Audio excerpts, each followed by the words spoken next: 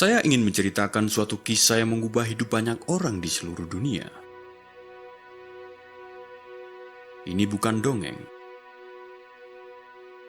namun ini adalah kisah dari Alkitab, yaitu firman Allah yang Maha Tinggi.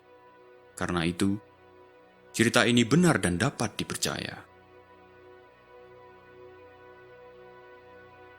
Hanya ada satu Allah, dan dialah Allah yang Maha Tinggi. Allah yang Maha Tinggi lebih berkuasa daripada semua orang. Roh, pemuka agama, pemerintah, atau berhala yang disembah banyak orang.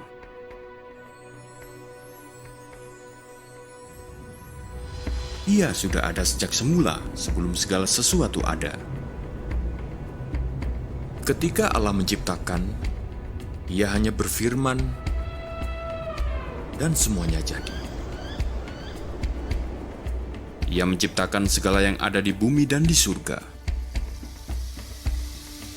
Ia menciptakan benda yang tak kasat mata, seperti para malaikat.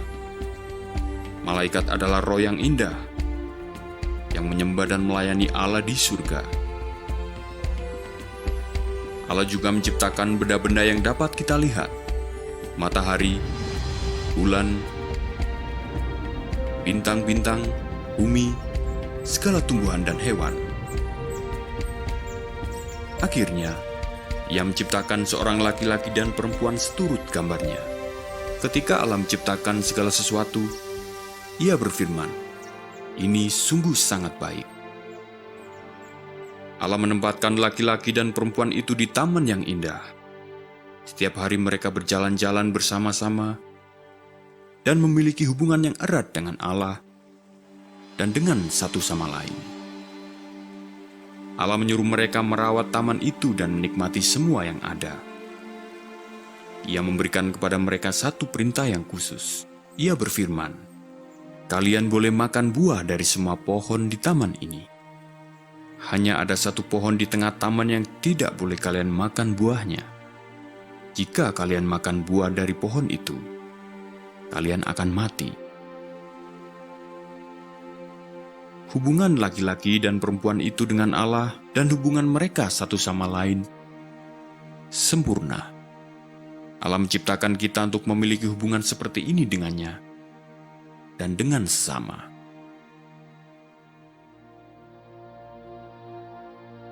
Laki-laki dan perempuan itu memiliki hubungan yang indah dengan Allah dan dengan satu sama lain. Tetapi, ingatkah Anda dengan para malaikat yang diciptakan oleh Allah? Salah satu malaikat itu menjadi sangat sombong. Ia ingin menjadi seperti Allah dan menyuruh malaikat-malaikat lain menyembah Dia, dan bukan Allah. Namun hanya ada satu Allah yang layak disembah. Karena itu, Allah mengusir malaikat yang memberontak itu dari surga. Malaikat itu kita sebut sebagai iblis. Allah juga mengusir semua malaikat yang menjadi pengikut iblis dari surga. Mereka adalah roh-roh jahat. Suatu hari, iblis menggoda perempuan itu untuk memakan buah dari pohon yang terlarang. Ia bertanya kepada perempuan itu, "Apakah Allah memang melarang kalian makan dari semua pohon di taman ini?" Perempuan itu berkata, "Tidak. Kami boleh makan dari semua pohon kecuali satu yang ada di tengah-tengah taman ini. Kalau kami makan atau menyentuhnya, kami akan mati." Namun iblis berkata kepadanya, "Kamu tidak akan mati, melainkan akan menjadi seperti Allah." Perempuan itu mendengarkan iblis dan makan buah itu. Kemudian, ia memberikannya kepada suaminya, dan suaminya juga memakannya. Pada hari itu, mereka berdua berdosa. Dosa terjadi kapan saja ketika kita melanggar perintah Allah. Allah benar dan kudus. Ia harus menghukum kita ketika kita tidak menaatinya. Allah mengusir laki-laki dan perempuan itu dari taman, dan hubungan mereka dengan Allah putus selamanya. Seperti laki-laki dan perempuan itu, kita semua telah berdosa. Hubungan kita dengan Allah putus dan akibat dosa adalah hukuman kekal di neraka ketika kita meninggal. Kita tidak dapat hidup selamanya dengan Allah seperti rencana Allah sebelumnya. Apa yang bisa dilakukan?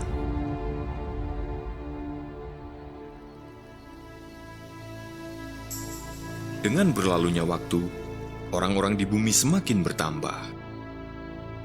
Meskipun setiap orang berdosa, Allah masih sangat mengasihi mereka dan ingin mereka memiliki hubungan dengannya. Allah memberikan 10 perintah Allah untuk ditaati. Perlu diingat bahwa Allah sempurna dan kudus. Jadi kita juga harus sempurna dan kudus untuk hidup bersamanya. 10 perintah Allah mengajarkan cara yang benar untuk berhubungan dengan Allah dan sesama. Beberapa perintah tersebut adalah jangan menyembah ilah atau Allah lain, atau membuat berhala. Hormatilah orang tuamu. Jangan berbohong.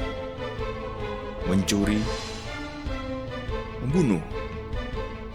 Jangan menginginkan milik orang lain. Atau berzina. Namun, tak seorang pun mampu menaati semua perintah tersebut. Setiap kali mereka berdosa, Allah memberi mereka kesempatan untuk mengakui dosa-dosa mereka dan mempersembahkan kurban sebagai ganti bagi hukuman atas dosa mereka. Kurban itu adalah curahan darah hewan yang tak bercacat celah. Ketika mereka mempersembahkan kurban, mereka memohon kepada Allah untuk mengampuni mereka, dan hewan itu mati untuk menggantikan mereka. Hanya dengan curahan darah, dosa seseorang dapat diampuni. Namun, seiring berlalunya waktu, hati mereka tidak lagi menyesali dosa-dosa mereka. Malahan kurban mereka hanya menjadi ritual yang tak berarti. Allah berfirman, "Aku sudah muak dengan kurban kalian yang hampa." Dengan menaati peraturan dan mempersembahkan kurban, orang-orang menyadari bahwa mereka tidak mampu kembali kepada Allah dengan usaha mereka sendiri. Jadi, apa yang bisa dilakukan? Allah masih sangat mengasihi orang-orang di dunia ini. Karena itu, pada saat yang tepat, Allah mengutus Yesus untuk menunjukkan cara memperbaiki hubungan mereka dengan Allah. Siapakah Yesus? Yesus adalah anak tunggal Allah. Yesus adalah guru yang luar biasa. Orang-orang senang mendengarkannya karena ia mengajari mereka bagaimana kembali kepada Allah. Yesus adalah pembuat mukjizat yang berkuasa. Suatu hari, banyak orang datang untuk mendengarkan Yesus mengajar sepanjang hari. Karena orang-orang kelaparan, Yesus mengambil 5 roti dan 2 ikan, memberkati mereka, dan mulai membagikannya kepada orang-orang. Pada hari itu, lebih dari 5.000 orang makan dan kenyang. Yesus berkuasa untuk memenuhi kebutuhan kita. Di saat yang lain, Yesus menyeberangi danau yang besar dengan perahu bersama para pengikutnya. Ketika Yesus tidur, ada badai yang besar. Para pengikut Yesus membangunkannya dan berkata, "Tuhan, kita hampir mati." Yesus berdiri dan berbicara kepada angin dan ombak. "Tenang, diamlah." Saat itu juga, angin dan hujan berhenti. Kuasa Yesus lebih besar dari alam. Ketika Yesus tiba di seberang, ia bertemu dengan orang yang kerasukan, yang tinggal di tengah-tengah kuburan. Ia dirasuki banyak roh jahat dan sangat berbahaya. Ketika Yesus melihat orang itu, ia juga sangat mengasihinya. Ia berbicara kepada roh-roh jahat itu dan berkata, "Keluar!" Saat itu juga, roh-roh jahat meninggalkannya dan dia menjadi orang yang waras. Kuasa Yesus lebih besar daripada roh-roh jahat. Suatu hari, salah seorang sahabat Yesus sakit dan meninggal. Beberapa hari kemudian, Yesus tiba di makam sahabatnya. Ketika ia melihat makam sahabatnya, Yesus mulai menangis. Yesus mendatangi pintu kubur dan berkata, "Sahabatku, keluarlah." Sahabatnya keluar dari kubur dan hidup. Kuasa Yesus bahkan lebih besar dari kematian. Yesus melakukan semua ini karena Ia mengasihi kita dan ingin kita semua kembali kepada Allah.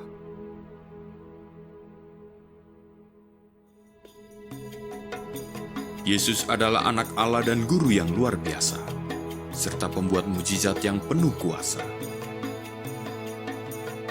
Dan dari semua orang yang pernah hidup di dunia ini, hanya Yesus yang tidak pernah berdosa. Ia sendiri tidak layak dihukum karena dosa. Begitu banyak orang yang mengasihi Yesus. Namun, beberapa pemimpin agama cemburu pada Yesus. Mereka menangkapnya, mengadilinya, dan memutuskan untuk membunuhnya. Mereka meletakkan Yesus pada sebuah salib yang besar. Mereka memaku tangan dan kakinya ke atas salib. Pada saat ia tergantung di salib, darah Yesus yang berharga menetes ke tanah. Ia berseru, "Sudah selesai." Yesus menjadi kurban yang sempurna dan yang akhir. Allah mengasihi kita dan mengizinkan Yesus mati di salib, menggantikan kita. Yesus menanggung hukuman atas semua dosa kita. Hanya melalui curahan darah, dosa kita dapat diampuni. Seseorang harus membayar dosa kita.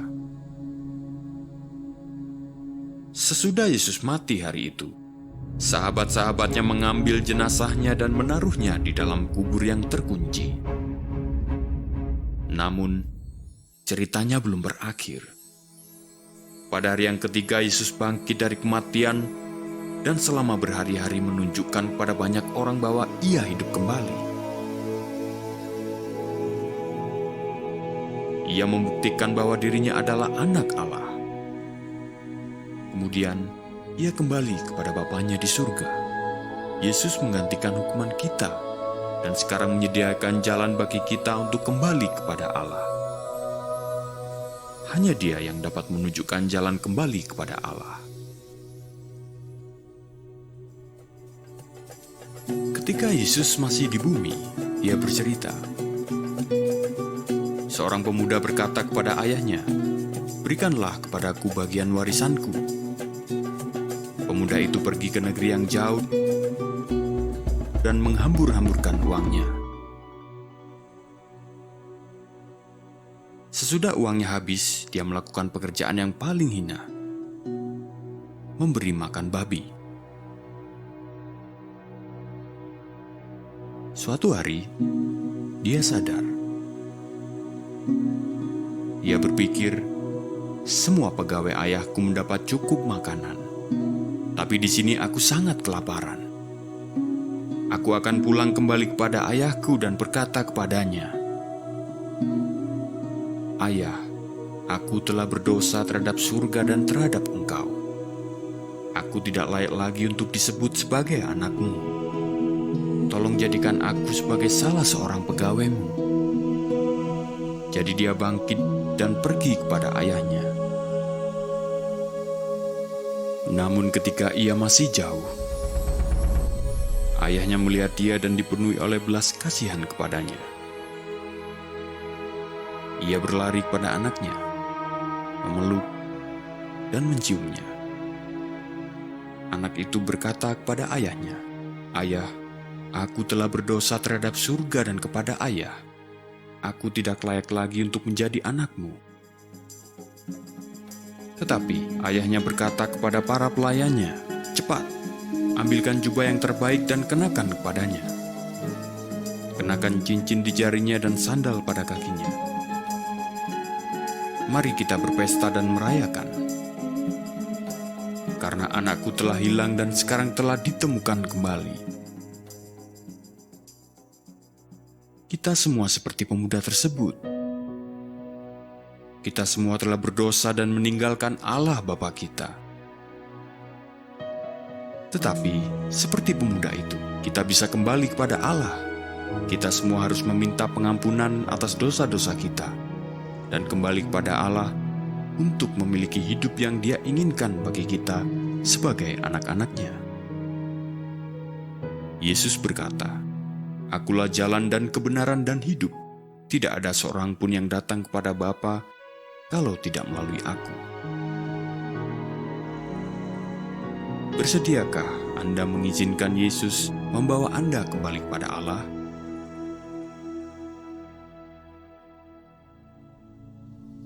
Hanya Yesus yang bisa membawa kita kembali kepada Allah. Untuk kembali kepada Allah, Anda harus mengakui bahwa Anda telah berdosa kepada Allah. Anda harus percaya bahwa Yesus mati menggantikan hukuman yang semestinya Anda terima, dan memohon kepada Tuhan untuk mengampuni Anda. Anda harus percaya bahwa hanya Yesus yang dapat membawa Anda kembali kepada Allah dan memberikan hidup yang kekal kepada Anda sebagai anak Allah.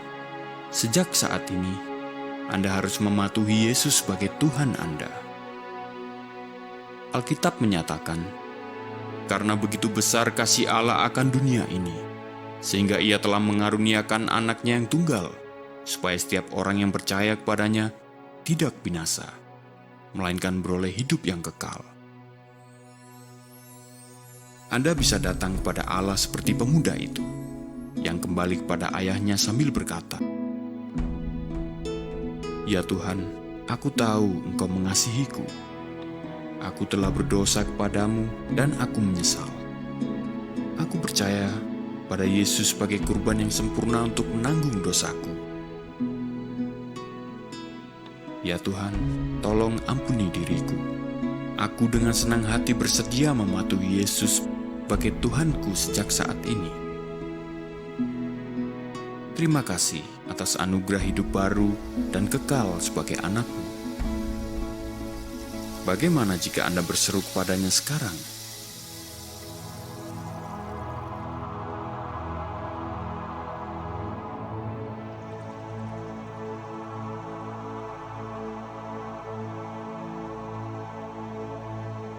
Jika Anda sudah bersungguh hati berdoa kepada Tuhan, Anda sekarang menjadi anak Allah untuk selamanya.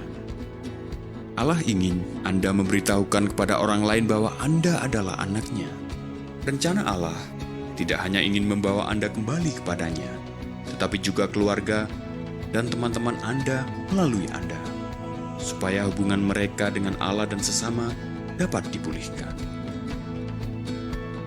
Menurut Anda, siapa yang perlu mendengar kisah ini?